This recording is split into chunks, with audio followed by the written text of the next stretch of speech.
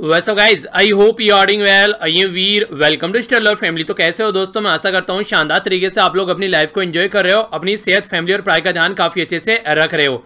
आज का लेक्चर काफी इंपॉर्टेंट रहने वाला है। स्टार्टिंग में एक इंपॉर्टेंट डे के बारे में जानेंगे, फिर हम लोग आगे बढ़ेंगे, आज का क्विज देखेंगे, उससे रिवीजन होगा आप लोगों का जो लास्ट वीडियो में हम लोगों ने डिस्कस किया था।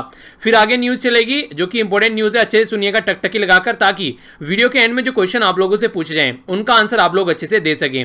वरना वीडियो के एंड में फिर आप लोगों को ये लगेगा कि पता नहीं यार क्या पढ़ा। अगर ऐसे ही सुनोगे तो अच्छे से मन लगा के सुनना, तभी आप लोग क्वेश्चन के आंसर अच्छे से दे पाओगे। ओके, सबसे पहले आप लोगों के सामने यहां पर इंपॉर्टेंट दे, तो आइए देखते हैं आज का डिस्कशन।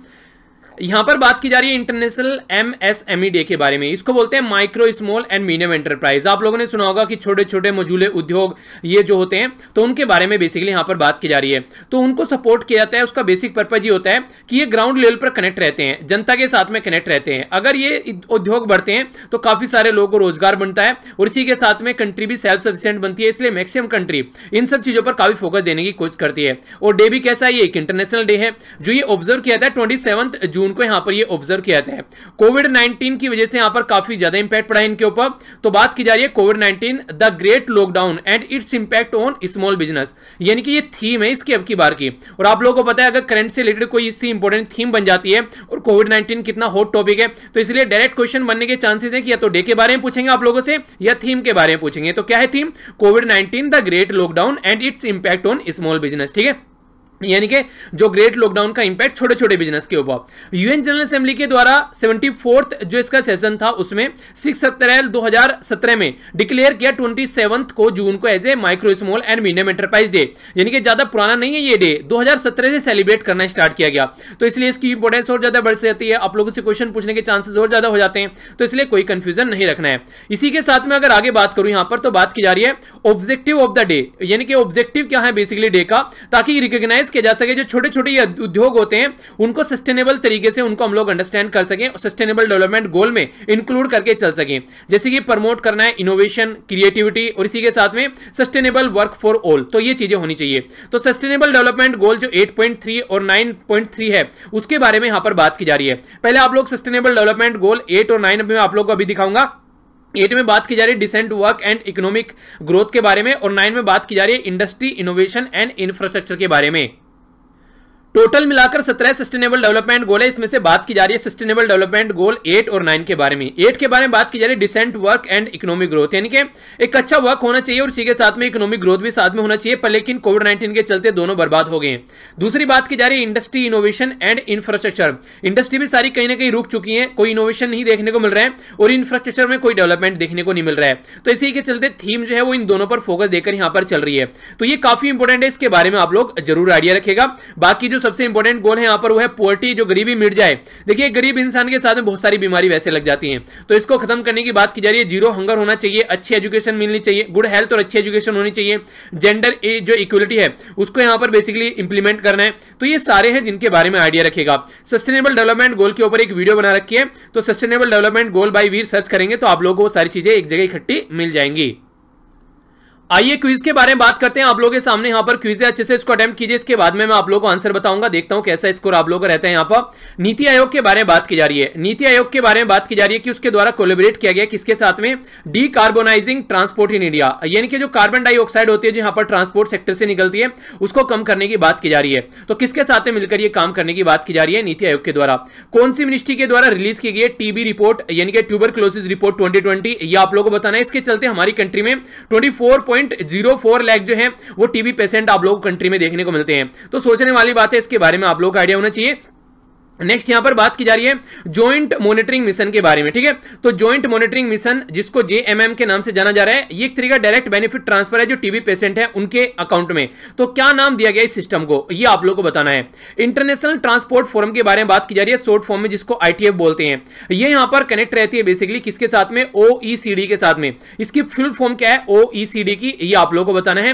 नेक्स्ट बात की जा रही है यूनियन कैबिनेट, यानी कि गवर्नमेंट के द्वारा अभी बात की गई है एक कमीशन, जो कमीशन बनाया जाता है किसी पर्टिकुलर पर्पज के लिए। तो यहां पर कमीशन है अदर बैकवर्ड क्लासेस, यानी कि जो ओबीसी का रिजर्वेशन मिलता है उसके अंदर सब कैटेगरी डिवाइड करनी है ताकि जो रिजर्वेशन का फायदा अच्छे से पहुंच सके।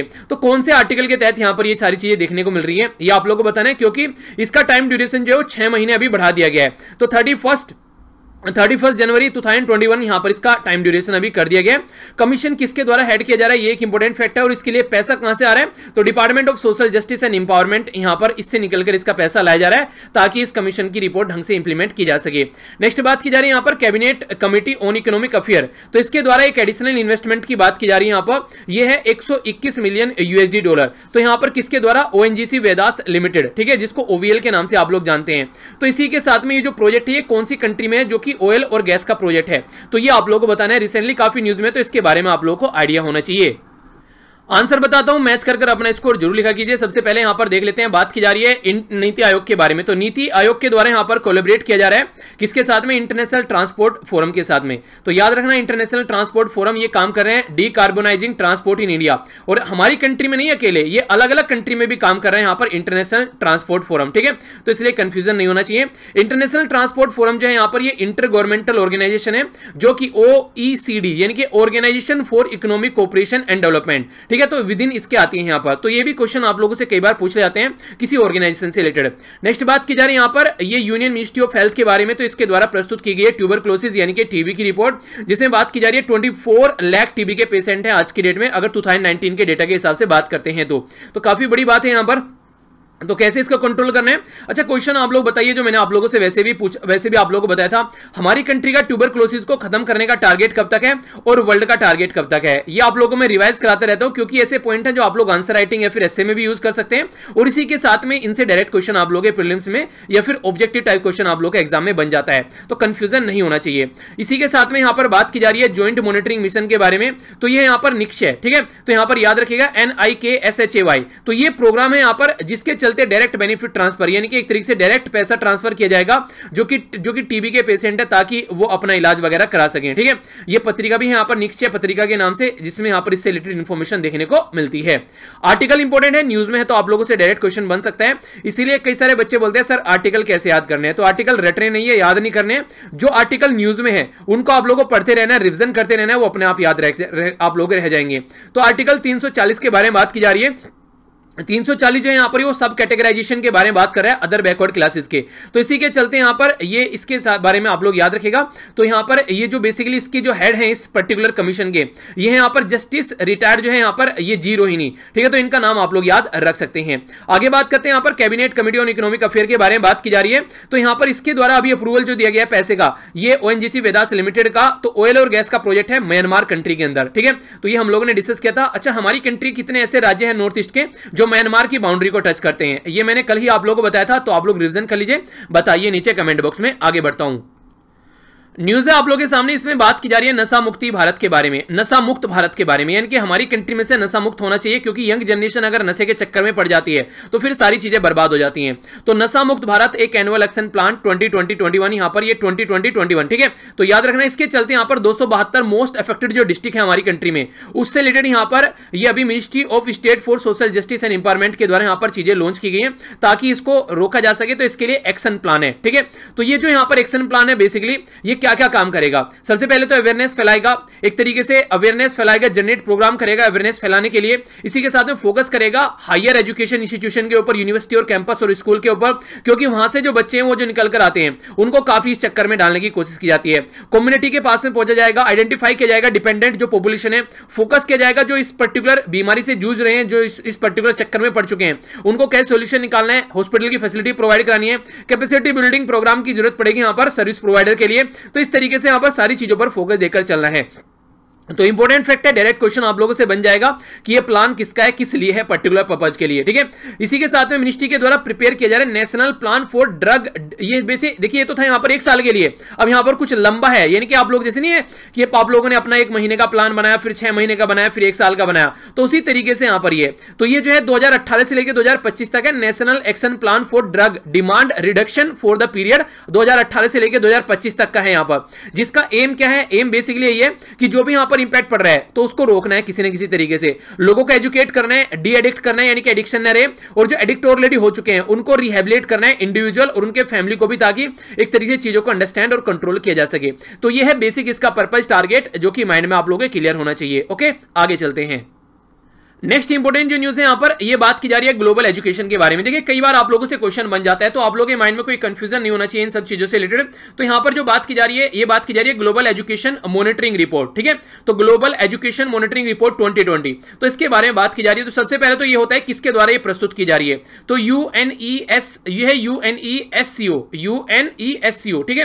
तो यूएनईएससीओ के यहां पर ये है United Nation Educational Scientific and Culture Organisation. तो क्वेश्चन ये बनेगा कि 2020 जो ग्लोबल रिपोर्ट है यहां पर एजुकेशन को मॉनिटर करने वाली, वो किसके द्वारा प्रस्तुत की गई है, तो जो यहां पर यह यूनेस्को के द्वारा यहां पर यह प्रस्तुत की गई है, ठीक है। अब आखिर क्या है इस रिपोर्ट के अंदर, तो कुछ बातें जान लेते हैं। कोविड-19 पेंडेमिक की वजह से काफी ज्यादा इनइक्वालिटीज एजुकेशन में देखने को मिल रही है ऑल ओवर वर्ल्ड में। मतलब क्या है इसका मतलब, ये देखिए बहुत सारी एजुकेशन इंस्टीट्यूशन कहीं बंद हो गए हैं, कहीं खुले हुए हैं। जिनके पास में इंटरनेट है उनको एजुकेशन मिल पा रही है, जिनके पास में नहीं उनको नहीं मिल पा रही है। जिनके पास में मोबाइल है उनको थोड़ी सी चीजें मिल रही है, कहीं इलेक्ट्रिसिटी नहीं है तो बहुत सारी प्रॉब्लम यहां पर देखने को मिल रही है। तो बोला जा रहा है कि अबाउट 40% जो low and the lower income middle income जो कंट्रीज है, ठीक है, तो उनके बारे में अगर हम लोग बात करते हैं तो उनके चलते यहां पर पुअर, लिंग्विस्टिक माइनॉरिटी और इसी के साथ में जो डिसेबल सेक्शन है उनको सबसे ज्यादा इग्नोर किया गया है। यानी कि एजुकेशन मैक्सिमम इन लोगों को बिल्कुल मिल ही नहीं रही है इस पर्टिकुलर एरिया के टाइम पर, ड्यूरेशन के टाइम पर। तो इनके ऊपर सबसे ज्यादा फोकस देने की बात यहां पर की जा रही है, क्योंकि जो नॉर्मल तरीके से अगर कोई ठीक ठाक फैमिली है, अपने बच्चों के लिए ट्यूशन लगवा रहे हैं, ऑनलाइन कुछ ना कुछ जुगाड़ कर रहे हैं, तो उनके पास में फिर भी सिस्टम है। पर लेकिन बहुत सारी ऐसी चीजें जहां पर आप लोगों को चीजें नहीं देखने को मिलेगी। इसी के साथ में अगर बात करें क्लासरूम इंस्ट्रक्शन के बारे में, तो कई सारी कंट्री ऐसी हैं जहां पर रेडियो और टेलीविजन को भी यूज किया जा रहा है। 55% low income, 73% lower middle income, 93% upper middle income country जो है वो यहां पर अडेप्ट कर रही है ऑनलाइन लर्निंग प्लेटफॉर्म को प्राइमरी और सेकेंडरी एजुकेशन के लिए। तो बेसिक क्या है, जैसे कि रेडियो हो गया, टीवी हो गया, या फिर आज के डेट में तो सब आप लोग देखते हैं, जैसे यूट्यूब पर आप लोग ये लेक्चर देख रहे हैं, तो उसका भी यूज किया जा रहा है गवर्नमेंट के द्वारा भी, ताकि चीजों को एजुकेट किया जा सके। कई सारे इंस्टीट्यूशन का नाम आप लोगों ने सुना होगा जो आप लोगों के आसपास वाले एरिया में भी व्हाट्सएप के थ्रू बच्चों के पास में होमवर्क भेजे जा रहे हैं। तो ये भी एक अच्छा मीडियम आप लोग बोल सकते हैं। देखिए हमारे पास में ना रिसोर्सेज तो सारे होते हैं, पर लेकिन कैसे हम लोग उसको यूज कर रहे हैं वो यहां पर डिपेंड करता है। मोबाइल भी आप लोग कितना यूज कर सकते हैं और कितना मिसयूज कर सकते हैं, तो ये आप लोगों के ऊपर डिपेंड करता है। तो इसी तरीके से यहाँ पर व्हाट्सएप जो कि टाइम बर्बाद करता है, यहाँ पर एक एजुकेशन का मीडियम बन रहा है। टेलीग्राम आप लोग देख लीजिए, आज के डेट में एजुकेशन का सबसे बड़ा हब बन चुका है। तो ये चीजें होती हैं बेसिकली। इसी के साथ में जो पुअर स्टूडेंट है, मान लीजिए कोई स्कूल में जाते थे यहाँ पर, तो फ्री मील मिलता था, फ्री सैनिटरी नैपकिन्स मिलते थे लड़कियों को। इसी के साथ में और भी कई सारे फायदे वहां पर उनको देखने को मिलते थे। पर लेकिन आज के डेट में जो ये नहीं चल रही है चीजें, स्कूल बंद पड़े हुए हैं, तो इसके चलते देखिए बच्चों का ड्रॉप आउट भी बहुत बड़ा कंसर्न हो गया है। इनके आने वाले टाइम में बच्चे स्कूल में जाएंगे ही नहीं, क्योंकि यहाँ पर प्रॉब्लम काफी ज्यादा देखने को मिल रही है। क्योंकि आने वाले टाइम में तो जो नॉर्मल फैमिली है वो भी बच्चे को नहीं भेज रही है स्कूल में, क्योंकि उनको लग रहा है कि पता नहीं कहां पर किसको कोरोना लग जाए। तो कोरोना का खौफ जो है वो काफी ज्यादा बढ़ गया है अगर देखा जाए तो। इसी के साथ में अगर बात करें 17% low and the middle income countries हैं, वो प्लान कर रही है ताकि और ज्यादा टीचर को रिक्रूट किया जा सके। 22% इंक्रीज करें क्लास टाइम, यानी कि क्लास टाइम मान लीजिए पहले 8 घंटे था, इसको बढ़ाकर अब 9 या फिर 10 घंटे करेंगे। और 68% इंट्रोड्यूस कर रहे हैं रेमेडियल क्लासेस, ठीक है। आरक्षण मूवी आप लोगों ने देखी होगी ना, तो जो कमजोर बच्चे हैं उनके लिए रेमेडियल क्लासेस के बारे में बात की जाती है, ताकि जो पास चौकी जो आगे चलकर कोई प्राइवेट इंस्टीट्यूशन न फुले फूले, जो प्राइवेट कोचिंग सेंटर होते हैं उनका दबदबा न बने। प्राइवेट कोचिंग सेंटर चलते किस लिए? कहीं ना कहीं गवर्नमेंट की लापरवाही है। अगर गवर्नमेंट यहां पर फैसिलिटी प्रोवाइड करा दे तो प्राइवेट इंस्टीट्यूशन में जाएगा कौन? यहां पर अगर ढंग से उनका एजुकेशन मिल जाए बच्चों को, तो वो सारी चीजें थोड़ी देखने को मिलती है। तो ये काम करना पड़ेगा और कई सारी कंट्री कर भी रही है। तो रिपोर्ट है यहां पर यूनेस्को की, तो थोड़ा सा यूनेस्को के बारे में बात कर लेते हैं। आप लोगों के माइंड में इसके बारे में क्लैरिटी होनी चाहिए। यूनेस्को जो ऑर्गेनाइजेशन है ये स्पेशलाइज्ड एजेंसी है किसकी? यूनाइटेड नेशन यानी कि यूएन की, ठीक है।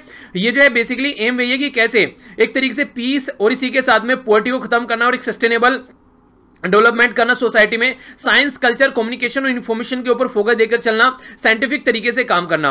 1945 में इसको एस्टेब्लिश किया गया था इसको, और पेरिस में इसका फ्रांस के अंदर में हेडक्वार्टर है।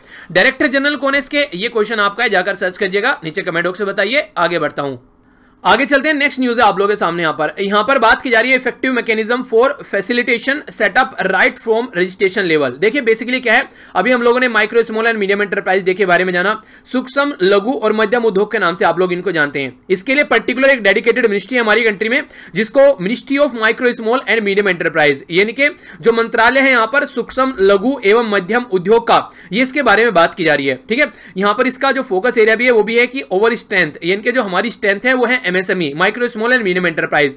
तो इन्हीं के बारे में गाइडलाइन जारी की जा रही है कि इनका जो क्लासिफिकेशन है और जो रजिस्ट्रेशन है वो कैसे लेकर चल रहा है, उसके ऊपर फोकस दिया जा रहा है। क्योंकि कोविड-19 के चलते सिचुएशन काफी डिफरेंट हो गई है, तो इसलिए यहां पर इसको थोड़ा सा इसके ऊपर अच्छे से टैकल करने की कोशिश यहां पर की जा रही है। तो सबसे पहले यहां पर बात करते हैं कि अर्लियर अगर नोटिफिकेशन की बात करें यहां पर, तो अर्लियर के पहले के कंपेयर में अभी की अगर बात करते हैं आप लोग, तो यहां पर बात की जा रही है एंटरप्रेन्योर, एंटरप्राइज, एमएसएमई, ये सारे जो भी आप लोगों को चीजें देखने को मिलती है, तो उसको ढंग से क्लासिफिकेशन करने की जरूरत कोशिश की जा रही है। सबसे पहले तो इसको बोला जा रहा है जो एमएसएमई है, इसको उद्यम के नाम से जाना जा रहा है, उद्यम, ठीक है, यानी कि उद्यमी, ठीक है, आप लोगों ने सुना होगा कि हाँ ये बिजनेसमैन है, उद्यमी है, ठीक है। तो उस तरीके से उद्यम काम के बारे में फोकस किया जा रहा है। जो वर्ड एंटरप्राइज है वो अकॉर्डिंगली आप लोगों को देखने को मिलता है, यहां पर इसी से कनेक्ट कर पाता है, ठीक है। तो इसी के साथ में उद्यम रजिस्ट्रेशन नाम दिया जाएगा अगर इसके रजिस्ट्रेशन की बात करेंगे। तो सबसे पहले तो नाम आप लोगों के लिए इंपॉर्टेंट हो जाता है, यहां पर उद्यम इसका नाम जो बेसिकली दिया जा रहा है। ऑनलाइन फाइल कर सकते हैं आप लोग यहां पर, अगर आप लोग यहां पर एप्लीकेशन फाइल करना है इसके लिए सेल्फ डिक्लेरेशन कर सकते हैं, no requirement to upload the document, यानी कि कोई भी रिक्वायरमेंट नहीं है, अपने आप लोग यहां पर सेल्फ ये बेसिकली इसको डिक्लेयर कर सकते हैं। An enterprise can be registered just on the basis of Aadhaar card, यानी कि आधार कार्ड का जो नंबर है जस्ट उसके बेस पर आप लोग इसको रजिस्टर कर सकते हैं। यानी कि आप लोग बोल सकते हैं एक आसान तरीका करने की कोशिश की जा रही है ताकि चीजों को प्रोवाइड कराया जा सके। इसी के साथ में इन्वेस्टमेंट जो प्लांट और इसी के साथ में मशीनरी, इक्विपमेंट और टर्नओवर, ये सारे बेसिक क्राइटेरिया है वो सॉरी ये सारे जो बेसिक क्राइटेरिया हैं वो क्लासिफाइड किए जाएंगे जो आज के डेट में एमएसएमई से रिलेटेड है, उससे रिलेटेड। एक्सपोर्ट गुड सर्विस कैसे रहने वाला है उसको देखेंगे, टर्नओवर कैसे रहने वाला है, micro small and medium enterprise, उसके बेस पर फिर यहां पर आप लोगों का डिवीजन देखने को मिलेगा। इसी के साथ में स्ट्रॉन्ग फैसिलिटेशन जो मैकेनिज्म रहेगी अगर कोई भी प्रॉब्लम है ताकि प्रोवाइड कराया जा सके, और सिंगल विंडो सिस्टम रहेगा डिस्ट्रिक्ट लेवल पर और रीजनल लेवल पर, ताकि देखिए लोकल लेवल पर अगर कोई यहां पर ऐसा सूक्ष्म लघु और मध्यम उद्योग अगर कोई ऐसा होता है, सॉरी थोड़ी खांसी ज्यादा हो गई थी, ठीक है, तो यहां पर इसी के बारे में बात की जा रही है क्योंकि ये छोटे छोटे जो लघु उद्योग होते हैं ना वो लोकल लेवल पर होते हैं, आपके गांव में हो गया, आपकी सिटी में हो गया या फिर किसी टाउन में हो गया, तो वहां पर रीजनल लेवल पर भी वहां पर उसके लिए विंडो होनी चाहिए ताकि चीजों को प्रॉपर मेंटेन रख के चला जा सके, ठीक है। तो याद रखना इसके बारे में क्वेश्चन बनने के चांसेस काफी ज्यादा हैं। जब मैं याद रखता हूं तो इसका मतलब ये नहीं होता है कि आप लोगों को चीजें रटनी है, जब मैं याद रखता हूं तो इसका मतलब है कि आप लोगों को रिवीजन करना है, ठीक है, यानी कि आप लोगों को ज्यादा से ज्यादा उस पर्टिकुलर टॉपिक का रिवीजन करना है। ये काफी इंपोर्टेंट फैक्ट यहां पर आप लोगों को अभी देखने को मिलेगा, ये आप लोगों ने कई बार सुना है फाइनेंशियल एक्शन टास्क फोर्स के बारे में, इसके बारे में नहीं सुना है तो कोई बात नहीं, फिर से बताऊंगा इसके बारे में। अभी यहां पर इलीगल जो वाइल्ड लाइफ ट्रेड है ग्लोबल थ्रेड बन चुका है अगर फाइनेंशियल एक्शन टास्क फोर्स की रिपोर्ट के हिसाब से माने तो। सबसे पहला इंपोर्टेंट क्वेश्चन ये बन जाता है कि इलीगल वाइल्ड लाइफ ट्रेड जो है वो ग्लोबल थ्रेट है, ये किस पर्टिकुलर रिपोर्ट के द्वारा बनाया गया है, बताया गया है, ये बताया गया फाइनेंशियल एक्शन टास्क फोर्स की रिपोर्ट के द्वारा, ठीक है। एक तो इंपॉर्टेंट फैक्ट ये आप लोग याद रखना, देखिए फाइनेंशियल एक्शन टास्क फोर्स जो था ना वो पहले मनी लॉन्ड्रिंग के लिए काम करता था, यानी कि मनी लॉन्ड्रिंग को रोकने का कोशिश करता था। मनी लॉन्ड्रिंग का मतलब होता है गलत तरीके से कमाई गई मनी को एक तरीके से अच्छी मनी में कन्वर्ट करना, तो ये काम है फाइनेंशियल एक्शन टास्क फोर्स का। तो मनी लॉन्ड्रिंग के लिए काम करता था, 1989 में इसको स्टैब्लिश किया गया था, और इसी के साथ में जो G7 यहां पर कंट्रीज हैं ये यहां पर इसके द्वारा यहां पर इसको स्टार्ट किया गया था। 2001 में यहां पर जो इसको इंक्लूड किया गया वो टेररिज्म फाइनेंसिंग के लिए भी इसको इंक्लूड कर लिया गया, ठीक है। तो इसके बारे में आप लोग आइडिया रखना। बेसिकली ये कि एक तरीके से म्यूचुअली मिलकर सारे मेंबर कंट्री यहां पर काम करती हैं और इसकी जो रिकमेंडेशन है उसको इंप्लीमेंट करने की कोशिश यहां पर की जाती है। तो आज की डेट में अगर आप लोगों से कोई पूछे G7 किस किस के लिए काम करते हैं तो ये मनी लॉन्ड्रिंग और फाइनेंशियल मनी लॉन्ड्रिंग और इसी के साथ में ये बेसिकली जो टेररिस्ट फाइनेंसिंग है उसके लिए काम करता है।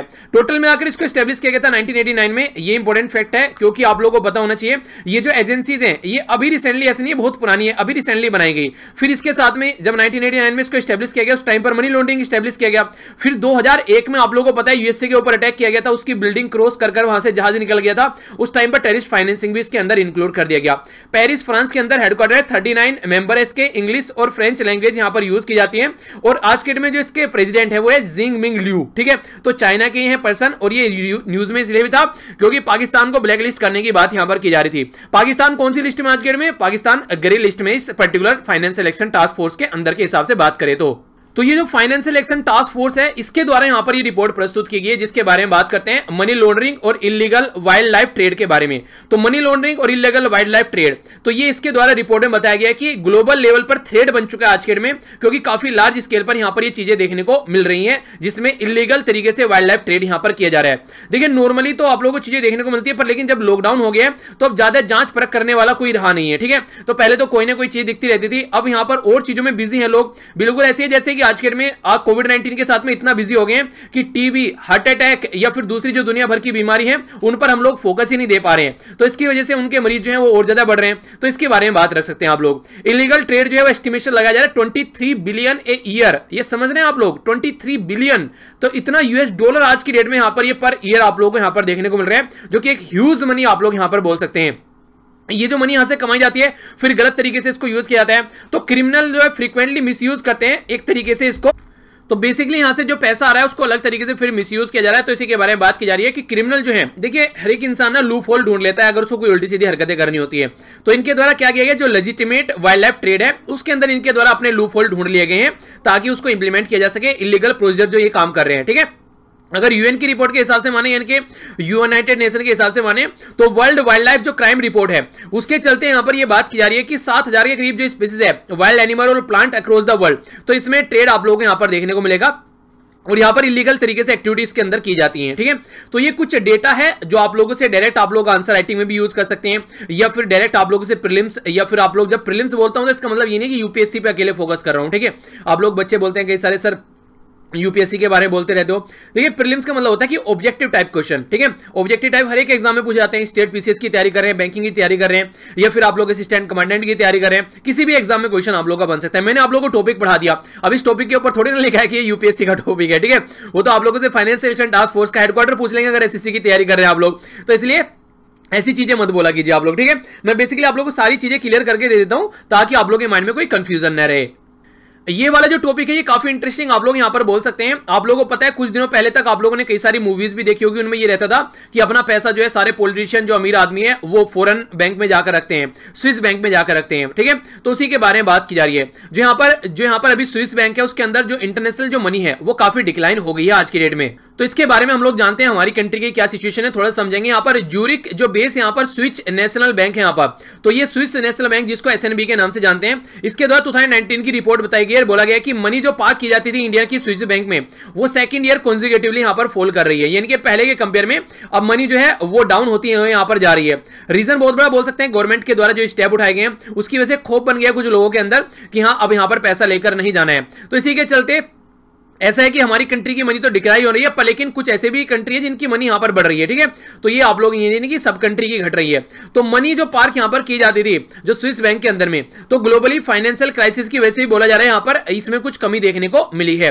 ओवरऑल अगर देखेंगे फॉरेन जो डिपॉजिट है यहां पर ये बोला जा रहा है कि 41% यहां पर गिर गया 2007 से, यानी कि 2007 से अब तक का 41% यहां पर जो बेसिकली गिर गया जो पहले हुआ करता था। इंडिया जो है डिक्लाइन किया 79% 2007 से, यानी कि ओवरऑल जो फॉरेन डिपॉजिट है वो तो 41% डिक्रीज हो गया है, पर लेकिन इंडिया का 79% डिक्रीज हो गया, यानी कि सुधर गए हैं, या फिर आप लोग बोल सकते हैं उनको ऑल्टरनेटिव मिल गया है पैसा छुपाने का, ऐसा भी आप लोग बोल सकते हैं। तो इंडिया की जो टोटल लायबिलिटीज है स्विस बैंक के अंदर में वो हाईएस्ट थी 2006 में, 2006 के बाद में फिर यहां से डिक्रीज होनी स्टार्ट हो गई। इसी के साथ में अगर आप लोग यहां पर बात करते हैं कि ब्लैक मनी को कर्व करने के लिए रिसेंटली जो गवर्नमेंट के द्वारा भी कई सारे स्टेप उठाए गए हैं 2016 के अंदर भी, कि एक तरीके से जो स्विस बैंक है वो भी इंफॉर्मेशन एक्सचेंज करेगा हमारी कंट्री के साथ में, क्योंकि पैसा चोरी कर ले जाकर यहां पर रखा जा रहा था। तो इसलिए यहां पर उनके द्वारा भी इंफॉर्मेशन प्रोवाइड करानी स्टार्ट की। हालांकि उनको नुकसान है इससे स्विस बैंक को, क्योंकि उनके लिए तो ये एक तरीके से एसेट था उनके लिए, तो उसको यूज कर रहे थे। पर लेकिन आज की डेट में यहां पर ये जब से यहां पर बात चल रही है कंट्री के बीच में रिलेशन के बारे में बात आ जाती है, तो फिर ये सारी चीजें साइड में हो जाती हैं। तो ब्लैक मनी को ध्यान में रखते हुए रोकना भी है ब्लैक मनी को, क्योंकि हर एक कंट्री की प्रॉब्लम हो रही है ये, तो उसके चलते भी डेटा प्रस्तुत प्रोवाइड कराना स्टार्ट किया गया। तो एसएनबी यानी कि यहां पर स्विस नेशनल बैंक जो है यहां पर उसके बारे में फर्स्ट जो यहां पर डिटेल यहां पर दी गई इंडियन नेशन के बारे में, तो वहां से ऑटोमेटिक एक्सचेंज इंफॉर्मेशन के थ्रू यहां पर ये इंफॉर्मेशन निकल कर आई इंडिया और स्विट्जरलैंड के बीच में, जब यहां पर ब्लैक मनी को लेकर लास्ट सितंबर में जब यहां पर इसको स्टार्ट किया गया। यानी कि जैसे ही इंडिया की कोई ब्लैक मनी यहां पर स्विस बैंक में जाएगी तो स्विस बैंक से रिलेटेड यहां पर ऑटोमेटिक एक्सचेंज इंफॉर्मेशन के थ्रू इंडिया में इंफॉर्मेशन पहुंच जाएगी कि ये हमारी कंट्री के ये ब्लैक सीप है जो यहां पर पैसा निकालकर वहां पर लेकर जा रहे हैं। ठीक है, तो ये भेड़िए हैं यहां से जो हमारी कंट्री का पैसा चुरा कर जा रहे हैं, मालविया टाइप के, नीरव मोदी टाइप के, तो उन सबको यहां पर एक तरीके से धर दबोचा जाए। और ऐसा नहीं, बहुत सारी ऐसी पर्सनैलिटी के नाम भी आए, जैसे कि उसमें अमिताभ बच्चन जी का भी नाम एक बार को देखने को मिला था। ठीक है, तो कई सारी बड़ी बड़ी पर्सनैलिटी के भी नाम आप लोग यहां पर देखने को मिले कि हर एक पर्सनैलिटी यहां पर कोशिश क्या करता है। माइंड में ये क्वेश्चन आ रहा होगा ना, क्यों ले जाते हैं पैसा वहां पर? बेसिक फंडा उसका ये है ताकि टैक्स से पैसे को बचाया जा सके, यानी कि टैक्स देना पड़ता है, ज्यादा मनी होती है, तो उसके चलते टैक्स से पैसे को बचाने का ये टैक्स इवेजन करने का तरीका है यहां पर, गलत तरीके से चीजों को इस तरीके से टैकल करने का। ठीक है, तो ये है बेसिक तरीके जिनके बारे में आप लोग आइडिया रख सकते हैं। नेक्स्ट जो यहां पर बात की जा रही है ministry of petroleum and natural gas के बारे में बात की जा रही है। इसके द्वारा इनोग्रेट किया गया है product application and development centre, PADC। Product application development centre किसके द्वारा स्टैब्लिश किया गया? क्वेश्चन बनेगा तो ये बनेगा petroleum and natural gas ministry के द्वारा। ये सेटअप किया गया है इंडियन ऑयल के द्वारा। कहां पर? पैरादीप। पैरादीप कहां पर है ये आप लोगों को पता होगा, इसके बारे में आप लोगों ने कई बार पढ़ा है। पैरादीप पोर्ट के बारे में सुना है?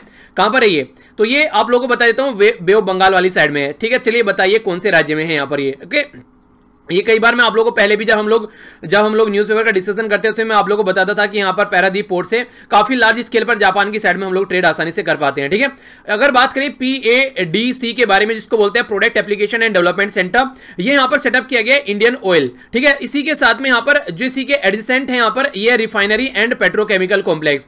तो 4 लेबोरेटरी के ऊपर बेसिकली फोकस किया जा रहा है। पॉलीमर जो प्रोसेसिंग लैब है, इसी के साथ में यहाँ पर एनालिटिकल टेस्टिंग के बारे में बात की जा रही है। ठीक है, देखिए यहां पर ये जो अलग अलग है, यहां पर ये लैब बेसिकली अलग अलग एरिया के लिए, तो कंफ्यूज आप लोगों को नहीं होना है। तो जो पहला है यहां पर ये पॉलीमर प्रोसेसिंग लैब, दूसरा है एनालिटिकल टेस्टिंग लैब, तीसरा यहां पर केमिकल एनालिसिस लैब और चौथा यहां पर कैरेक्टराइजेशन लैब। ठीक है, तो विशेषता प्रयोगशाला। तो इस तरीके से 4 लैब है यहां पर अलग अलग एरिया पे फोकस देकर चलेंगी। जो यहां पर PADC है यानी कि product application and development centre जो है यहाँ पर, उसके बारे में बात की जा रही है। ये रिकॉग्नाइज करेगा एक तरीके से यहाँ पर जो रिसर्च सेंटर है department of scientific and industrial research, ministry of science and technology के अंदर, गवर्नमेंट ऑफ इंडिया के अंदर, ताकि चीजों को और अच्छे लेवल पर यहाँ पर लेकर चला जा सके। इसी के साथ में कस्टमर और जो यहाँ पर इन्वेस्टर है उससे रिलेटेड आप लोगों को असिस्टेंस यहाँ पर देखने को मिलेगा। और जो यहाँ पर बेसिकली बात की जा रही है, जो डेवलपमेंट है यहाँ पर पॉलीमर फिनिश प्रोडक्ट, जैसे कि फर्नीचर हो गए, हाउसवेयर हो गए, फर्टिलाइजर हो गए, हेल्थ केयर एप्लीकेशन हो गए, इसी के साथ में baby diaper, personal protective suit, mask, ये सारी चीजें भी यहाँ पर बेसिकली डेवलप की जाएंगी। तो एक अच्छा यहाँ पर स्टार्ट आप लोग इसको बोल सकते हैं। ठीक है, तो हल्का सा आइडिया रखिएगा इसके बारे में। आगे बढ़ते हैं। ये था टोटल आज का डिस्कशन। आई होप कि आप लोगों ने अच्छे से एंजॉय किया होगा। सबसे पहले इंटरनेशनल MSME डे के बारे में हम लोगों ने जाना। नेक्स्ट हम लोगों ने यहाँ पर न्यूज देखी जो कि काफी इंपॉर्टेंट थी, इसके बारे में आप लोगों को आइडिया होना चाहिए। इसी के साथ में हम लोगों ने यहाँ पर नशा मुक्त भारत के बारे में जाना। नेक्स्ट हम लोगों ने यहाँ पर ग्लोबल एजुकेशन मॉनिटरिंग रिपोर्ट किसके द्वारा प्रस्तुत की गई है, क्या क्या चीजें हैं वो समझी। नेक्स्ट हम लोगों ने यहाँ पर डिटेल में समझा हमारी कंट्री में जो अभी यहाँ पर हम लोगों ने इसके बारे में कि क्या क्या चीजें की जा रही हैं और कौन कहां पर ये कर रहा है, बेसिकली ये नेचुरल गैस, ये सब चीजों से रिलेटेड है। MSME के बारे में डिटेल में न्यूज आप लोगों को देखने को मिली, कोई कंफ्यूजन माइंड में नहीं होना चाहिए। नेक्स्ट हम लोगों ने FATF के बारे में जाना और उससे रिलेटेड कुछ और चीजें समझी, इलीगल वाइल्ड लाइफ ट्रेड के बारे में जाना। नेक्स्ट यहाँ पर हम लोगों ने जो चीजें समझी वो हम लोगों ने समझी ये है स्विस बैंक और करेंसी, ये सब चीजों के बारे में। ठीक है, तो ये था टोटल आज का डिस्कशन। आई होप कि आप लोगों ने एंजॉय किया होगा। तो कितना एंजॉय किया है अभी आप लोगों को देखता हूं, यहाँ पर क्वेश्चन के आंसर आप लोग दीजिए। UNODC जिसके द्वारा वर्ल्ड ड्रग रिपोर्ट तैयार की जाती है, इसकी फुल फॉर्म आप लोगों को बतानी है। ठीक है, नेक्स्ट यहाँ पर micro small and medium enterprise के बारे में हम लोगों ने डिस्कस किया। थीम क्या थी यहाँ पर इस डे की, ये बतानी है।